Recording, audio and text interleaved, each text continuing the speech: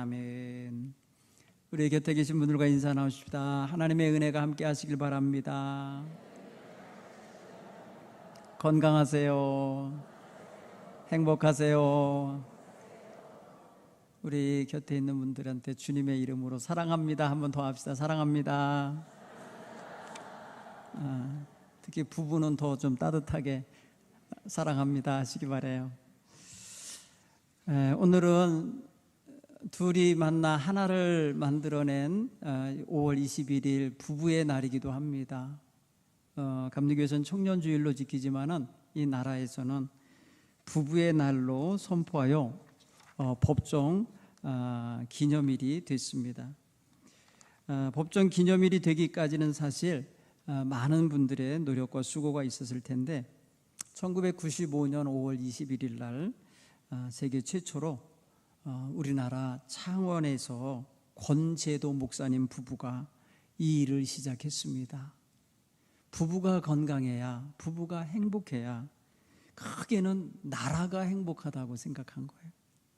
나라까지 생각하면서 부부의 날을 제정하자고 기독교회를 중심으로 열심히 기념일 제정 운동을 펼쳤습니다. 제정 목적은 부부의 가정이 행복해야, 두 부부가 행복해야 소중함을 서로 느끼고 또 가정을 화목하게 만들어낼 수 있다고 하는 취지입니다. 핵가족 시대에 가정이 가장 많이 해체되고 있는 가운데 있어요. 특히 이 지방에 있는 가정들은 더 그렇습니다.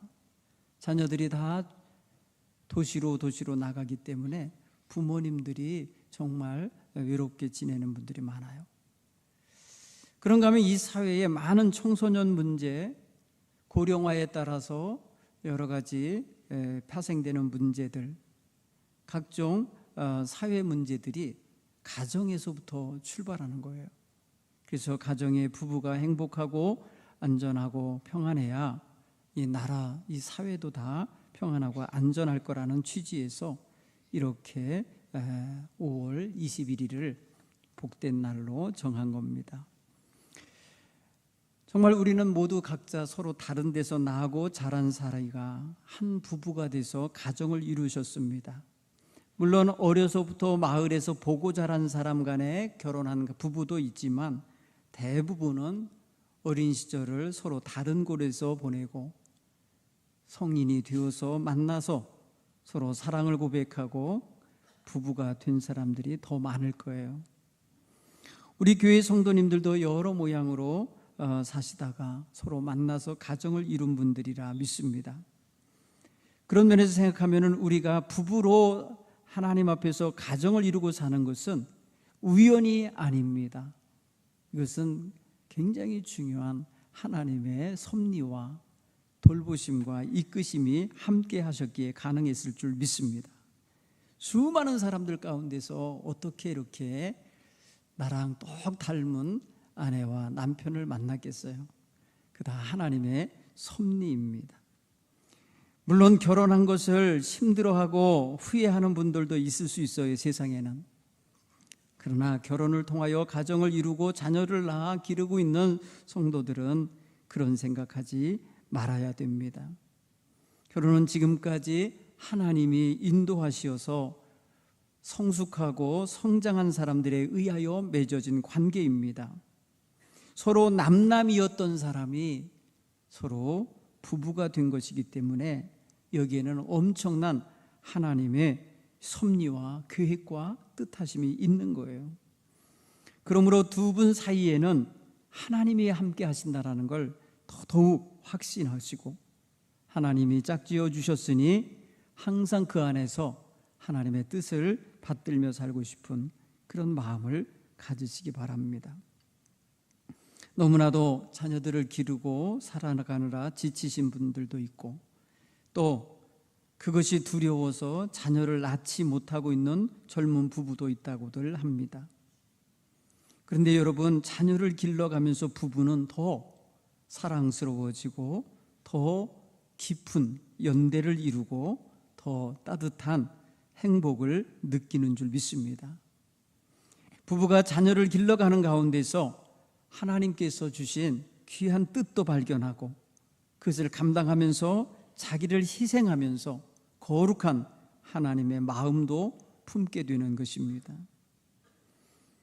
바라기는 아무리 경제적으로 어렵고 힘겨움에 눌린다 하여도 결코 가정을 위태롭게 하거나 부부의 관계에 힘겨운 쐐기가 박히지 않도록 서로를 늘 보듬어 주시고 어루만지시길 간절히 축원합니다.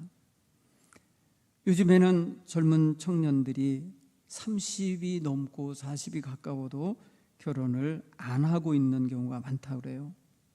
그 이유 가운데 많은 부분이 경제적인 문제라고 그럽니다. 경제적인 안정을 취할 수가 없기 때문에 결혼도 뒤로 미루거나 포기한다는 거예요. 그런가 하면 결혼한 부부도 경제적인 이유를 대서 자녀를 낳지 않는다는 거예요. 이런 현실이 악순환이 되면 결국에는요, 우리나라는 머지않은 역사 속에 사라지는 나라가 될지도 몰라요. 세계 인류학자 가운데는요, 대한민국을 인구 소멸 지수가 가장 높은 나라로 가장 빨리 지구상에서 없어질 나라 가운데 하나로 두고 있어요. 지금 현재 상태로 가면 우리보다 더 가난한 나라는 자녀들을 많이 낳아요. 그래서 그 나라는 계속 유지될 텐데 우리나라는 잘 살아요. 그런데 아이를 안 낳아서 이제 우리나라 이 상태로 가면은 소멸되는데 제일 먼저 없어질 나라랍니다. 이 말은 제일 인구 출산율이 떨어진다는 소리예요. 지금 이게 다 부부의 결정에 의해서 이루어지는 일이기 때문에 하나님은 이거를 원치 않은 결정으로 보실 거예요. 결혼하였으면 자녀를 낳아 길러 가야 되는 거예요. 사랑하는 성도 여러분, 우리 교회에 속한 성도님들, 부부들은 서로 힘들어도 어려워도 어떠한 고난도 함께 이루어가고 싶은 그런 마음의 자세를 가지시고 살아가기를 부탁을 드립니다. 자기 삶에 위기가 오고 어려움이 온다고 해서 아내가 됐든지 남편을 희생시키려고 하면 안 됩니다. 성경에 보면은 여러 부부 이야기가 나오는데 믿음의 조상이라고 했던 아브라함도 한때는 자기의 사랑하는 아내, 수십 년 함께 살아온 아내를 자기 살자고 부인이 아니라 여동생이라고 하면서 팔아넘긴 적이 있어요. 그 당시에 바로 임금이 아브라함의 부인을 보고 마음에 들었던 모양이에요.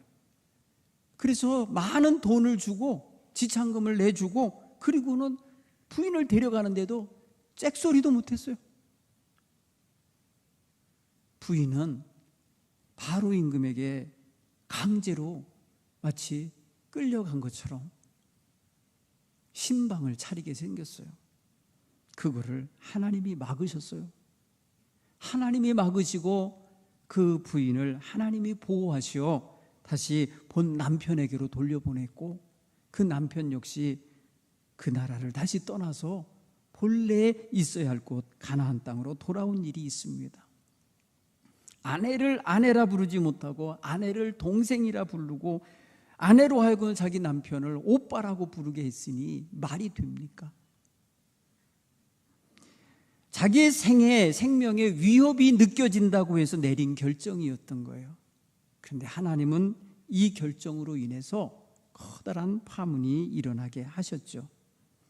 사랑하는 성도 여러분, 우리는 하나님이 우리 가정을 세워주셨다고 하는 이 분명한 하나님의 섭리와 뜻을 깨닫고 고백할 수 있어야 되겠습니다. 오늘 그래서 행복한 부부가 되기 위해서 기본적으로 첫 번째 고백해야 될 게 뭐냐? 우리 부부는 하나님이 맺어주셨다. 믿습니까? 여러분 한번 좀 그렇게 고백해 보세요. 우리는 하나님이 맺어준 부부다. 이거 분명하셔야 돼요. 아니 수많은 여자와 수많은 남자가 있는데 나랑 너가 이렇게 만나서 결혼한 건 우연이야. 우연이 아닌 거예요. 우연이라고 생각하면 안 돼요. 하나님이 서로를 만나게 하셨음을 깨닫기 바랍니다. 그리고 맺어주신 거예요. 오늘 성경 이야기는 이삭 부부가 결혼하게 되는 이야기를 긴 이야기 가운데 끝부분 일부를 읽은 겁니다. 이야기를 보면요, 마치 거기에 사람들이 이렇게 해서 만들어낸 것 같은 이야기예요. 사람들에 의하여 한 가정이 탄생하는 것 같이. 아브라함이라는 사람이 마음에 내 아들 이제 장가 보내야 되겠다. 그러니 종을 불러서 가서 신부감을 찾아서 데리고 와라. 이렇게 보내서 일이 시작된 거예요. 그런데 여러분 24장 1절부터 이 59절까지 쭉 읽어보면 거기에 하나님의 개입하시는 일이 여러 군데에 등장합니다. 그 종을 보낼 때에 아브라함이 말합니다. 만일 여자가 너를 따라오려 하지 아니하면 너와 맺는 이 맹세는 너와 아무 상관이 없을 것이다. 종은 전혀 어디로 어떻게 가서 이 주인의 명령을 수행해야 될지 모를 때에 주인인 아브라함이 말합니다. 내 아버지 집으로 찾아가라. 내 고향 땅으로 찾아가라. 거기서 내 아버지의 자손들 가운데 한 여인을 택해서 데리고 와라. 이렇게 구체적으로 장소, 그 다음에 시족을 정해 줘서 보내는 거예요. 그런데 종 입장에서는 따라오지 않으면 어떡하느냐는 염려가 생기는 거예요. 여기에서 아브라함은 말합니다. 여호와께서 나에게 이미 말씀하셨으니 가라는 거죠.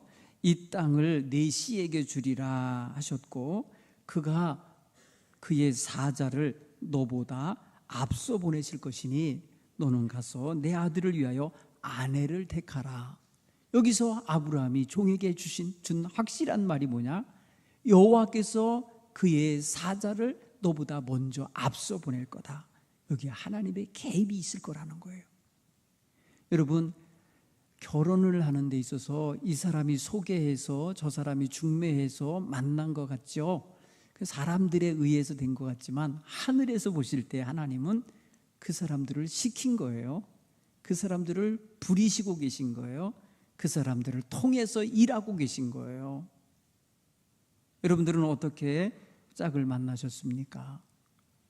하나님의 인도함이라고 하는 것을 여기서 생각해 보세요. 여러분, 이 종은요 그렇게 주인의 명령을 받고 무작정 떠난 거예요. 자기 주인의 고향 땅으로 찾아갔습니다. 그래서 마침내 그 고향 땅 근처에 와서 한 우물가에 앉아 있는데 정말 어디서부터 어떻게 해야 될지를 모르겠는 거예요. 그래서 그는 우물가에서 하나님 앞에 기도합니다. 나의 주인 여호와여, 나로 하여금 순적하게 좀 만나게 해 주십시오. 나로 하여금 쉽게 순조롭게 그 여인을 만날 수 있게 해달라고 기도를 합니다. 그러면서 그가 하나님 앞에 이렇게 말씀을 드려요. 하나님, 제가 여기 우물가에 앉아 있다가 누군가 물을 기르러 오면 그 물 기르러 오는 사람한테 나에게 물을 좀 줘 했을 때 주고, 나를 마시게 할 뿐 아니라 내 낙타들, 내 동행자들에게까지 그렇게 스스로 나서서 하면 그 여인이 바로 하나님이 내 주인의 아들을 위해서 주시는 그런 처녀, 그런 여인인 줄 알겠습니다. 이렇게 기도를 하고 기다렸습니다. 그때에 그 기도 끝났을 때에 한 여자가 물동이를 이고 우물가에 왔다는 거예요. 그래서 자기가 하나님께 기도한 대로 그렇게 말을 했어요. 나에게 물을 좀 주세요 했더니 그 여인이 물을 기러 올라와 갖고 마시세요. 자기 동료들도 다 드세요. 제가 당신의 낙타에게도 물을 기러 먹이겠어요. 이렇게 한 거예요. 그때에 이 종이 여호와 하나님께서 나에게 과연 평탄한 길로 나를 인도하셨구나 라는 걸 깨닫고 물을 다 마신 후에 자기가 가지고 온 많은 예물 가운데 코골이, 팔찌 한 쌍씩을 주었습니다. 금으로 된 예물을 그 아가씨에게 줬어요. 그리고 이제 호구 조사를 했어요. 이제 거기까지 왔잖아요. 너 누구의 딸이냐? 그랬더니 네, 나는 나홀의 집안에 있는 나홀의 아들 부두엘의 딸입니다 말했어요. 그 이야기를 듣는 순간 종은 정확하게 내 주인의 집안 식구라는 걸 얼른 알았어요. 나홀은 바로 아브라함의 친동생이에요. 동생의 아들이 낳은 딸이니까 손녀인 거예요. 그러니까 아브라함에게도 손녀인 거예요. 이 여인을 만난 거예요. 그때에 이 종이 여호와께 머리 숙여 경배를 했다는 거예요. 여호와여, 찬송을 받으십시오. 나의 주인에게서 주의 사랑과 성실을 그치지 아니하였으며 여호와께서 길에서 나를 인도하여 주셨고 내 주인의 동생의 집에 무사히 오게 했습니다 하면서 이 종이 지금까지 거기까지 이루어진 게 다 여호와 하나님의 인도와 보호와 섭리라고 하는 걸 고백합니다. 그렇게 해갖고 이 집으로 이제 초대받고 들어가게 되는데 이 집에 가서 또 다시 똑같이 그동안에 있었던 일을 반복하여 이야기했을 때에 그 주인, 그러니까 그 집의 주인인 부두엘과 라반과 그 부자가 이렇게 대답한 거예요. 여러분, 오늘 50절에 그 첫 마디를 우리가 읽은 거예요. 라반과 부두엘이 대답하여 이르되 이 일은 여호와께로 말미암았으니 우리는 가부를 말할 수 없노라. 리브가가 당신 앞에 있으니 데리고 가서 여호와의 명령대로 그를 당신의 주인의 아들의 아내가 되게 하라. 뭐라고 해석을 해냅니까? 이들은 갑자기 낯선 이방인들이 와갖고 당신의 딸을 주시오 이렇게 한 거거든요. 그러니까 결국은. 그런데 이스들이 뭐예요? 고백을 하잖아요. 그들은 여호와 하나님을 섬기고 있었던 족속이 아니에요. 아브라함의 동생네 가문은 하란 땅에서 이방 우상을 섬기던 시절이에요. 그런데 그들 입으로 말하잖아요. 이게 여호와께로부터 시작된 일이구나. 그러니 우리가 가타부타 말할 수 없어요. 여호와께서 결정하신 거구나. 그러니 이 아이를 데리고 가서 여호와의 명령대로 당신 주인의 아들의 아내가 되게 하십시오 하고 전적으로 하나님의 명령에 의하여 진행되는 것으로 순종하잖아요. 여러분, 이것입니다. 이삭과 리브가는 전혀 알지 못했어요. 또 굉장히 머나먼 곳에 다른 나라에 사는 여인이에요. 이삭은 지금 그 일에 전혀 개입하지도 않았어요. 그런데 아브라함의 마음속에 아들을 위하여 며느리를, 아내를 마저 맺어줘야 되겠다라는 생각을 갖기 시작하면서부터 여기까지 진행되어 그 짝을 찾아내기까지 여호와 하나님의 섭리 안에서 이루어졌다는 것이죠. 사랑하는 성도 여러분, 우리의 만남이 그렇게 이루어졌다고 생각하실 수 있기를 간절히 바랍니다. 그게 자기 부부의 삶에 대한 해석이에요. 누가 소개를 했든지, 우연히 만났던 것 같든지, 회사에서 만났든지, 어디서 어떻게 만나서 결혼을 하셨든지 간에 하나님이 여러분의 인생에 개입하시어 그때 거기 있게 하신 거예요. 거기 그때 그렇게 만나게 하신 거예요. 그것을 깨닫고 하나님의 섭리로 고백할 수 있기를 간절히 바랍니다. 제가 저희 부부 이야기를 제가 언제 해드렸는가요? 제가 1985년에 저희 아내를 처음 만났어요. 아내가 아니죠. 그때는 아주 귀여운 신학생이었어요. 네. 그래갖고 서로 만나게 돼서 7년 동안을 제가 오빠 노릇했어요. 오빠 하다가 92년에 여보가 됐어요. 네. 그 섭리를 가만히 보면요, 제가 감리교 신학대학에 입학하지 않았으면 못 만났을 거예요. 더 쉽게, 더 구체적으로는 저희 집사람이 그리로 입학하여 함께 그 학교에 오지 않았으면 못 만났을 거예요. 제가 느낌에 그래요. 제가 어디 돌아다니면서 여자 찾으러 다니는 사람은 아니니까 아마 그랬을 것 같아요. 그런데 85년에 저희 아내도 신학교에 온 거예요. 그래서 캠퍼스에서 서로 만나. 그렇게 서로 알고 지내다가 7년이 지난 어느 날, 그것도 우연이라고 표현해서 필연이에요. 제가 지금 생각해 보면 한 전도사님을 한 교회에 교육전도서 소개하느라고 전화를 했는데 전화 받는 사람이 저희 집사람이었어요. 전혀 몰랐어요. 그래서 다시 7년 후에 다시 만나게 돼서, 그래서 사귀게 됐고, 그래서 결혼하게 됐어요. 저는 그걸 가만히 생각을 해봐요. 그 사이 7년 사이 중에 거의 6년 차 되던 때가 제가 군에 있을 때예요. 군대에서 이제 제대를 할 한 1년 정도 남기고 있을 때, 기도하고 있을 때예요. 그러다가 여러분, 하나님, 제가 이제 제대하고 나가면 결혼하여서 목회를 해야 되는데 짝을 준비해 주세요. 그렇게 하면서 기도했어요. 전혀 누군지 몰랐어요. 누구라고 될 거라고도 생각 안 하고 그냥 그렇게 기도하고 있을 때인 거예요. 그리고 나서 1년 후에 제대하여 나와서 다시 만나게 된 게 저희 아내예요. 여러분, 가만히 보면요, 우리는 그냥 가만히 앉아서 누군가가 데려다 줘서 결혼한 게 아니라는 거예요. 다 하나님의 섭리 안에서 연결되어지고, 사람과의 관계 속에서, 어떤 일과의 관계 속에서, 어떤 장소에서의 관계를 맺게 하신 거죠. 그 속에서 하나님께서는 우리를 서로 만나 서로를 알게 하셨고, 서로의 좋은 점을 보게 하셨고, 서로를 사랑하는 마음을 주신 것이라 믿습니다. 그래서 부부가 되어 지금까지 여기까지 살아오게 하신 것이라 믿습니다. 그러므로 행복한 부부가 되어서 가정을 아름답게 세워내갈 수 있는 가장 기초에는 뭐가 있어야 되느냐? 하나님의 섭리를 인정하는 자세가 있어야 되는 거예요. 하나님이 맺어주셨다고 하는 고백이 있어야 되는 거예요.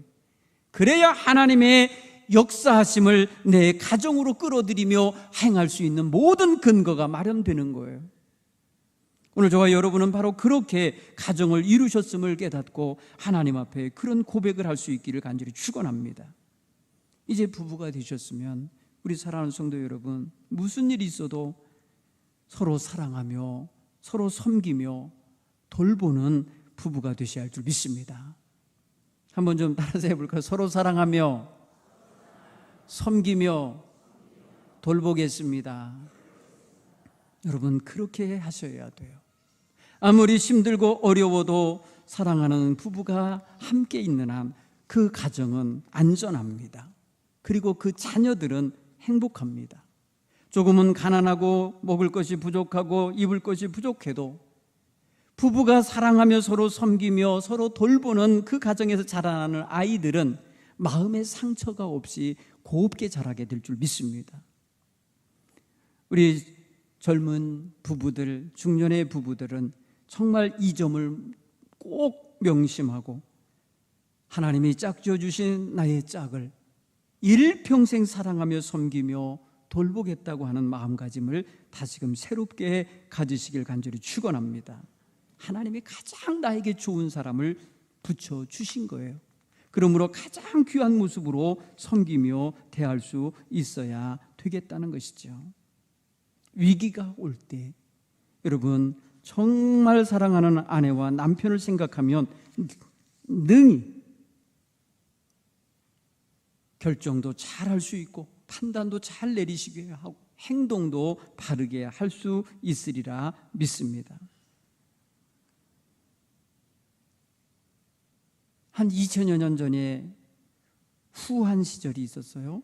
그때 광무제라고 하는 왕이 다스리던 시절에 송홍이라고 하는 시골 출신의 가난한 선비가 과거 시험 봐서 장원급제를 해가지고 궁궐에서 대사공이라고 하는 높은 직책에 임명되어서 나라 다스리는 일을 돕고 있었습니다.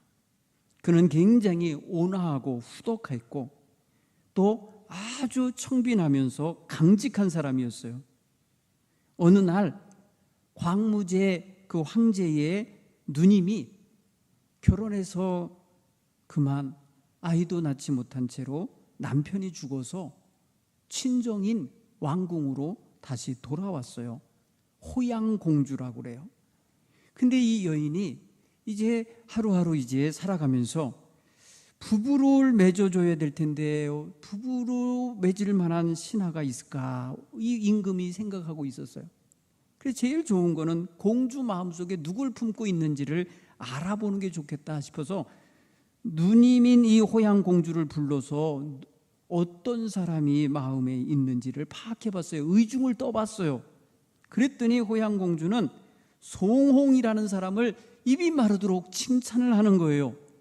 송홍은 위엄이 있는 자태와 덕행이 있고 재능이 뛰어난 정말 그만한 신하가 없더이다. 이러면서 자기 동생 황제에게 얘기를 했어요.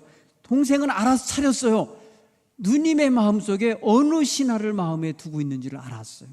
재혼을 시키려고 이제 알았습니다. 내가 어떻게든지 한번 조치를 해보겠습니다 하고는 그 누님을 자기 집무실 뒤편에 병풍 뒤에 조용히 숨어 있으라고 그러고 그 송홍이라는 사람을 불러들였습니다. 그리고 대화를 하죠. 속담에 사람이 귀해지면 사귀는 사람들이 바뀌는 법이고 부자가 되면 아내도 바뀐다는데 그대는 어떻게 생각하고 그랬어요. 그러자 송홍은 지체 없이 말합니다. 아닙니다. 신은 가난하고 비천한 때에 사귀었던 벗은 절대 잊어서는 안 된다고 생각하고 술지개미와 쌀겨를 먹으며 고생하던 아내는 집에서 내쫓아서는 안 된다고 들었습니다. 이 말을 뒤에 병풍 안에서 들었던 이 호양공주는 눈물을 흘리며 그 사람이 자기 아내를 엄청 사랑한다는 걸 알고 포기했어요. 여기서 나온 말이 조강지처입니다. 조강지처. 조자가 바로 그 술지거미를 말하는 거예요. 강이 바로 쌀겨를 말하는 거예요. 술지거미 걸러서 그거 짜가지고 그것으로 아이들 먹이고 쌀겨를 체에다 채서 거기서 떨어지는 거 가지고 밥을 해먹는 시절. 그러니까 인간이 살 때에 가장 가난하고 힘들 때를 상징하는 거예요. 그 고생할 때 곁에서 지켜주고 지지해주고 장원급제할 수 있도록 공부하게 도와줬던 아내를 내가 성공했다고, 내가 정말 그 공부한 거 가지고 장원급제에서 성공했다고 어떻게 그 여인을 버리냐는 거예요. 있을 수 없다는 거죠. 사랑하는 성도 여러분, 가난하고 힘들어도 서로 사랑하며 서로 의지하며 서로 섬기며 사는 부부는 강합니다. 그런 강한 울타리 안에서 자라나는 자녀들은 든실하게 자랍니다. 바른 가치관을 갖고 자랄 것입니다. 여러분, 툭하면 애들 보는 앞에서 다투지 마십시오. 그건 아이들 마음에 금이 가게 하는 것입니다. 부부는 무슨 일이 있어도 서로를 존중하고 서로를 공경하고 서로를 사랑하며 서로를 섬기는 자세로 살아야 가정이 평안하고 안전한 것입니다. 돈이 아무리 많아도 서로를 미워하고 있고 서로를 싫어하고 있으면 그게 무슨 행복이 있겠습니까? 벌어온 돈이 부족해도 서로 사랑하며 그거 가지고 알콩달콩 살려고 애쓰며 고생하더라도 눈물도 함께 흘리고 웃음도 함께 나눌 줄 아는 그런 부부가 되어야 가정이 행복한 가정이 되지 않겠습니까? 오늘 저와 여러분의 가정은 서로의 헌신과 서로의 희생과 서로의 복종과 서로의 사랑을 바탕으로 튼튼하게 세워져 가고 있음을 확인하셔야 할 줄 믿습니다. 우리의 가정을 뒤흔드는 것이 무엇입니까? 경제적인 어려움이나 경제적으로 여러 가지의 괴로운 문제들이 없지는 않겠지만 여러분, 그것 또한 부부가 서로 사랑하며 의지하면 능히 감당해 갈 수 있으리라 믿습니다. 서로 사랑하고 서로 존중하십시오. 서로 상처를 주지 않게 바랍니다. 말 한마디에 상처가 되는 것입니다. 남과 비교하거나 남 보는 앞에서 헐뜯지 마십시오. 불평을 남 들으라고 하면은 그것 듣고 좋아할 남편이나 아내가 없습니다. 그러니 서로를 존중하는 마음으로 서로의 허물과 부족함도 받들며 살아갈 줄 아는 그러한 부부가 되셔야 할 줄 믿습니다. 서로 돌아봐주고 서로 섬겨주는 따뜻한 손길이 서로의 몸에 닿을 때에 그것에서 행복이 전해진 걸 깨닫게 되기를 바랍니다. 세 번째로 이렇게 서로 사랑하며 존중하며 협력하며 사는 가정은 하나님이 짝지어 주면서 이루라 하신 하나님의 뜻을 받들어야 합니다. 하나님의 뜻을 받드는 것은 가장 중요한 거 하나님을 예배하고 찬양하는 삶입니다. 주일이 되면 부부가 함께 주의 전에 나와서 예배하는 그 모습은 세상에서 가장 행복한 부부의 모습입니다. 여러분, 우리가 함께 주님 앞에 나와 예배하는 것이 일주일에 한 번씩 반복되니까 무가치한 줄 아시면 안 돼요. 그게 얼마나 귀한 일인지를 아셔야 돼요. 그렇게 하고 싶어도 할 수 없는 처지에 있는 분들은 너무너무 부러워하며 너무너무 그것이 사모하는 일 가운데 하나라는 걸 아십시오. 부부가 함께 나와서 주님을 위해 헌신하고 주님을 위해서 봉사하고 주님을 위해서 무슨 일이든 기쁨으로 감당할 수 있는 부부가 된다면 그것이야말로 놀라운 은혜요 행복의 모습임을 깨닫기를 바랍니다. 하나님은 우리로 하여금 동물적으로 자손 번식하라고 부부로 맺어준 게 아니에요. 그것만이 목적이 아니란 말이에요. 우리를 통하여 하나님은 영광받기 원하십니다. 우리 가정을 통하여 하나님은 놀랍게 그 영광을 세상 만방에 드러내기를 원하십니다. 그러므로 하나님의 거룩하신 뜻을 받드는 부부가 되셔야 할 줄 믿습니다. 힘들고 어려워도 그 일을 위해서라면 한마음이 되셔야 합니다. 부부가 뜻을 모아서 하나님 기쁘시게 하기 원하는 그런 귀한 역사 잘 찾아내시기를 간절히 축원합니다.